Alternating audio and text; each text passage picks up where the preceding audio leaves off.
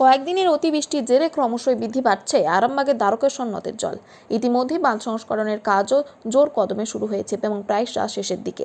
তা খতিয়ে দেখতেই সুদূর দিল্লি থেকে আরামবাগে হাজির হলেন আরামবাগের সাংসদ মিতালি বাগ।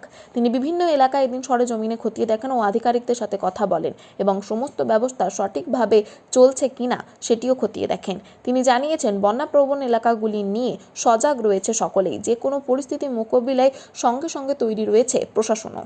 এ বিষয়ে আরও কি জানাচ্ছেন তিনি, ওনার কাছে শুনবো বিস্তারিত। 24 আওয়ার্স আরামবাগের রিপোর্ট। স্ট্যাক করা আছে, সমস্ত কিছু স্ট্যাক করে রেখেছে বস্তা দেখতে পাচ্ছেন। সুইচ গেটের নেমে পরিদর্শন করছেন মিতালি বাগ, আরামবাগের সাংসদ। দেখতে পাচ্ছেন সরাসরি। কাজ খতিয়ে দেখছেন।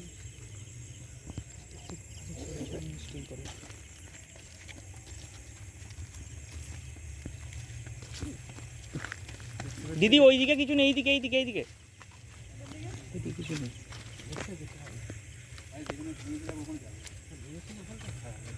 ওখানটায় কিছু নেই, কিছু নাই, কিছু না। রাস্তাটা আগে মেন না, জল বাড়ছে, রাস্তাটা কিছু বাড়বে, রাস্তাগুলো জলে চাপ পড়বে।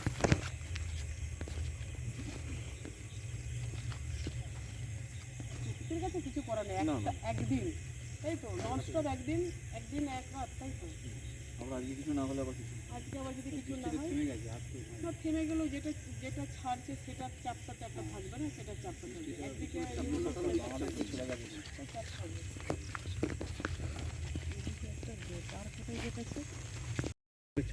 স্কুলের ছাত্রছাত্রীরা যায় যাতায়াত করে। এই রাস্তাটা আমি অলরেডি দিয়েছি, দিয়ে রেখেছি। কবে দিয়েছেন? আমি পুত্তর, আমার এই মিটিং ছিল এর আগে, আমার জেলা পরিষদের পুত্তর মিটিং ছিল, যেহেতু আমি পুত্তর স্থায়ী সমিতিতে রয়েছি, অলরেডি দিয়েছি। প্রচুর রাস্তায় বেরিয়ে হয়েছে, হয়তো এটা বেরিয়ে যেতেও পারে। কি মনে হলো, এই সুইচ গেট ভেঙে যেতে পারে?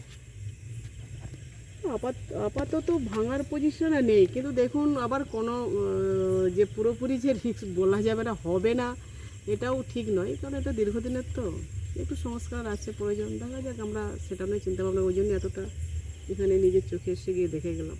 দিদি আবারও একবার প্রশ্ন করছি, সেটা হচ্ছে ইরিগেশন দপ্তরের ওপর সাধারণ মানুষ ক্ষুব্ধ। শুধুমাত্র যখন বৃষ্টি হয় তখনই তারা কাজে বেরোয়, তারপর বাঁধ মেরামতির কাজ করে না। কি ব্যবস্থা গ্রহণ করবেন? আমরা ইরিগেশনকে নিয়ে বসেছিলাম, আবারও বলি, আমার কালকে ওনাদের সাথে আবার একটা আলোচনার আছে, বসার আছে।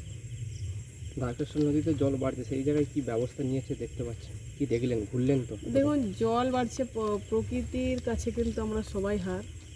একদিনের বৃষ্টিতে দেখছেন, একদিনের বৃষ্টি না হলে খরা, আর একদিনের বৃষ্টিতে বন্যা। তো আমি 7টা বিধানসভাতে আমি ছুটে যেতে পারিনি এই মুহূর্তে, যেহেতু আমি এই মাত্র এসে পৌঁছাচ্ছি। 7টা বিধানসভাতে আমি ওসিদের থানাতে আমি ফোন করেছি, প্লাস আমি বিডিওদের ফোন করেছি। প্রত্যেকে অত্যন্তভাবে সজাগ, যাতে কোনো অবস্থাতে মানুষের জন্য কোনো অসুবিধা না হয়। সে বোটিংয়ের ব্যবস্থা করেই হোক, বা মানুষকে এক জায়গা থেকে অন্যত্র সরিয়ে নিয়ে যাওয়ার জন্য, প্রত্যেকেই কন্ট্রোল রুম খোলার নির্দেশ কালকে দিয়েছে, কিন্তু আজ থেকে সবাই জেগে বসে আছে। এটা একটা ভালো দিক, মানুষকে পরিষেবার জন্য প্রত্যেককে আমরা সহযোগিতায় নেমেছি।